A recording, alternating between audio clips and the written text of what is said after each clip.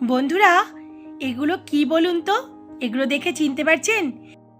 এই দেখুন আমার বাগানের কত সুন্দর, দেখুন কত সুন্দর কামরাঙা, আর ঠিক বড় বড় কামরাঙা। এটা থাই ভ্যারাইটির কামরাঙা। আর এই কামরাঙার সঙ্গে পরিচয় স্কুল জীবন থেকে। স্কুল জীবনে এরকম কামরাঙা স্কুলের গেটের বাইরে বসতো, আর আচারের মতন করে সেগুলো বিক্রি হতো বিভিন্ন মশলা দিয়ে, আর আমরা কিন্তু বাড়িতে কিনে নিয়ে আসতাম। আজ দেখুন প্রয়োজনের তাগিদে এই কামরাঙা আমার বাড়িতে থরে থরে গাছেতে ধরে থাকে, আর আমি সেখান থেকে হারভেস্টিং করি।